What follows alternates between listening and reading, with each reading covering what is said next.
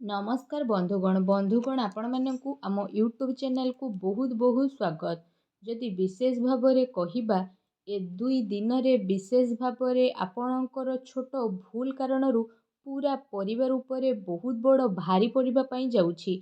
आगको आसुथबा ए दुई दिन आपणकर जीवन रे काफी बड़ परिवर्तन एवं काफी बड़ परिवर्तन मध्य नै करी आसीबो। तो आगामी ए 48 घंटार स्थिति आपणक पई बहुत ही आसान रहिबो नाही, पूरा कठिन भरा रहिबो। आजिर भिडियो रे तीनोटी एमिति सावधानता कहिबे जहा द्वारा आपणकर सोईथिबा भाग्य मध्य चेई उठिबो। तेणु भिडियो बहुत ही खास बहुत ही महत्वपूर्ण अटे। तेणु आरंभरू शेष पर्यंत देखि नियंतु।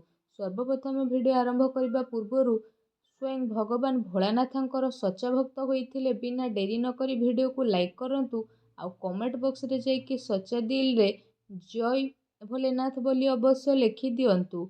यह द्वारा अवश्य ही आपनको शीघ्र कौनसी खुशी खबर प्राप्त होई जिवो।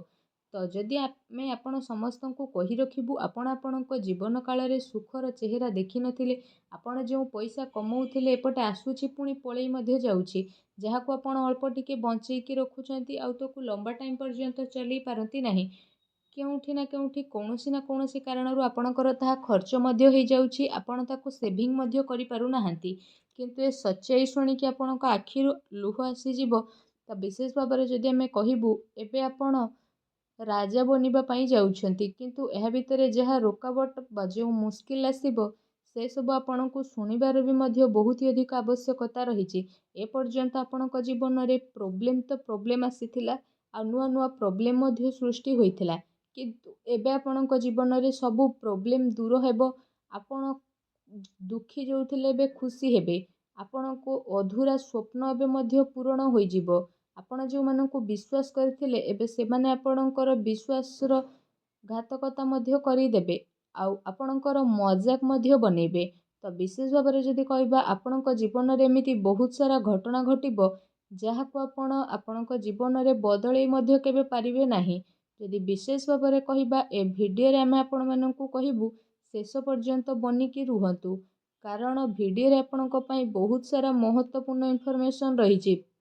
कारण ए भिडियो रे आमे जो समाधान आपणको कहबाकू जाउछु ताहा बहुत ही गुरुत्वपूर्ण, तेणु ध्यानर सह देखंतु, पूरा लास्ट पर्यंत मध्य देखंतु। एहा आपणको जीवनर प्रश्न अटे, जो क्वेश्चन आपणको मन रे बहु वर्षरु चालुथुला एबे तार समाधान आसी जाइछि।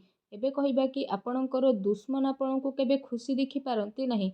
गोटे कथार नोटिस आपण करिथिबे कि जेबे आपण प्रसन्न हुअंती, जेबे कौनसी जिनिस आपणको परिश्रम रे मिली थाए, ए दुश्मन माने कौनसी ना कौनसी चाल बा षडयंत्र करिथांती, जहा द्वारा आपणकर खुशी आपणको ठारू दूरी जाए। किंतु एहा ही तो कथा कि दुश्मन को ऊपरे आपण अधिक ध्यान देइथांती। आपण दुश्मन को ऊपरे नजर रखंतु।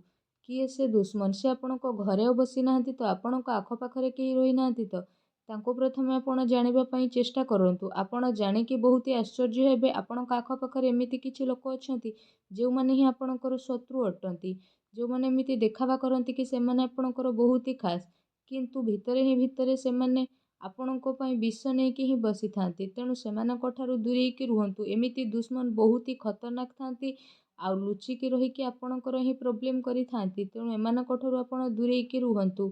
बहुत ही शांत प्रवृत्तिर आपण मनीष अटंती। तेणु जीवन रे जदि किछि बड़ मिली नाही, छोट मोटरे आपण खुशी रहुचंती, जेमिति सेमिति रे निजर गुजारा करूछंती बा काम चळेई नउछंती, काहा आगरे आपण आपणक जीवन रे हाथ पतेई नाहंती, काहा आगरे आपण कांदी नाहंती, तो आपण बहुत ही समझदार अटंती। आपण लाइफ रे बहुत आगकू बढ़िबे। आपणक जीवन रे भगवान देखिबे खुशीर नुआ रंग मध्य नेकी आसीबे। आपण केबे काहाकू धोखा देई लाभ कमेई नाहंती, ठीक सेही परी आपणको केबे सम्मान जो मिली नथिला, बहुत सारा काम आपण करिथिले तो एबे आपणको सम्मान मिलिबार जोग आसी जाइछि। भाग्यर पूरा महापरिवर्तन हेबो। आपणको जहा भी किछि हेई नथिला एबे से सबु हेबो।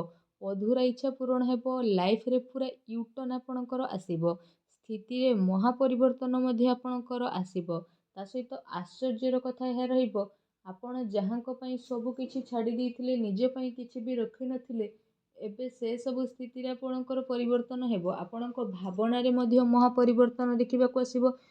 ସବୁ ସ୍ଥିତିର ଆପଣ ହିସାବ ମଧ୍ୟ କରିବେ।